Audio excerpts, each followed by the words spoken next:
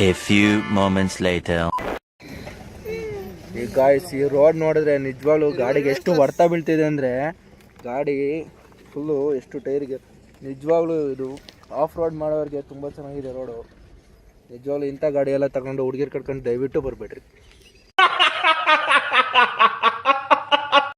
Actually ಹೇಳ್ಬೇಕಂದ್ರೆ off roading ಮಾಡೋರಿಗೆ ತುಂಬಾ ಪ್ಲೇಸ್ ಚೆನ್ನಾಗಿರುತ್ತೆ ಅಂತಲೇ ಹೇಳ್ಬೋದು. ಬಟ್ ಆಫ್ ರೋಡಿಂಗ್ ಮಾಡೋ ಗಾಡಿಗಳಲ್ಲಿ ಬಂದರೆ ಇನ್ನೂ ಚೆನ್ನಾಗಿರುತ್ತೆ. ಅದರಲ್ಲೂ ಮಳೆಗಾಲದಲ್ಲಿ ಬಂದರೆ ಇನ್ನೂ ತುಂಬಾ ಚೆನ್ನಾಗಿರುತ್ತೆ.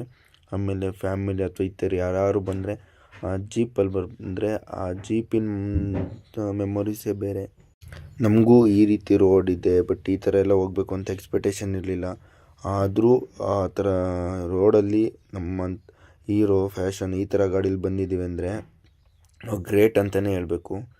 ಅಲ್ಲಿ ಇದ್ದವರು ನಾವು ಬಂದಿದ್ದು ನೋಡಿ ಶಾಕ್ ಆಗೋದ್ರು. ನೀವು ಈ ಗಾಡೀಲಿ ಬಂದಿದ್ದೀರಾ, ನಿಜವಾಗ್ಲೂ ಗ್ರೇಟ್ ಅಂತ. ಆದರೂ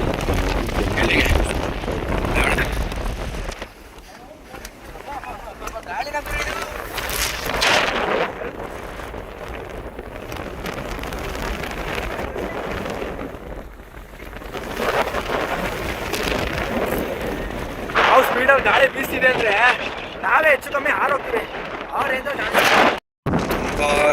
ತುಂಬ ಗಾಳಿ ಇದೆ ಇಲ್ಲಿ. ಏನಪ್ಪ ಅಂದರೆ ಗಾಳಿಪಟ ಮೂವಿದ ಒಂದು ಸೀನ್ ಮಾಡಿದ್ದಾರೆ ಗಣೇಶ್ ಅವರು, ಅನಂತ್ ನಾಗ್ ಅವ್ರದ್ದು ಒಂದು ಗಾಳಿಪಟ ಹೊರಿಸೋ ಸೀನು. ಅದೇ ವ್ಯೂ ಪಾಯಿಂಟು. ಅಲ್ಲಿಂದ ಡೌನಲ್ಲಿ ಬಂದಿದ್ದೀವಿ. ಅಲ್ಲಂತೂ ಸಿಕ್ಕಾಪಟ್ಟೆ ಗಾಳಿ ಗೈಸ್. ಹಾಗೆ ನಿಮಗೆ ವ್ಯೂ ತೋರಿಸೋಣ ಅಂತ ಬಂದಿದ್ದೀನಿ. ಇದರ ಹೆಸರು ಮಂದಲಪಟ್ಟಿ ಅಂತ. ತುಂಬ ಚೆನ್ನಾಗಿದೆ. ಆದರೂ ತುಂಬ ಚೆನ್ನಾಗಿದೆ.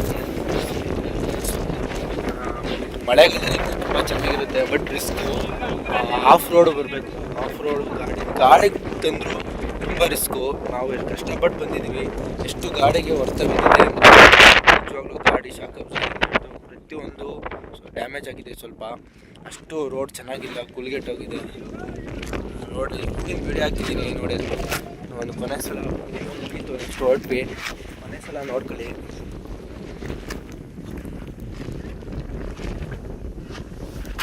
ಕೊನೆಗೂ ಹೆಂಗೆಂಗೋ ಕಷ್ಟಪಟ್ಟು ಆಫ್ ರೋಡಿಂಗಲ್ಲಿ ಈ ಗಾಡೀಲಿ ಬಂದ್ವಿ. ನೆಕ್ಸ್ಟ್ ಟೈಮ್ ಯಾರು ಹೋಗೋದಿದ್ರೆ ನಿಮ್ಮ ಹತ್ರ ಇರೋ ಯಾವ್ದಾದ್ರು ಚೆನ್ನಾಗಿರೋ ಆಫ್ ರೋಡ್ ಗಾಡಿ ತೊಗೊಂಡು ಹುಡುಕಿದ್ರೆ ಕರ್ಕೊಂಡೋಗಿ. ತುಂಬಾ ಚೆನ್ನಾಗಿದೆ. ಮಳೆಗಾಲದಲ್ಲಿ ಹೋಗಿ. Okay, thank you. ಇಷ್ಟು ಹೇಳಕ್ಕೆ ಇಷ್ಟಪಡ್ತೀನಿ. ಓಕೆ ಫ್ರೆಂಡ್, ಬಾಯ್.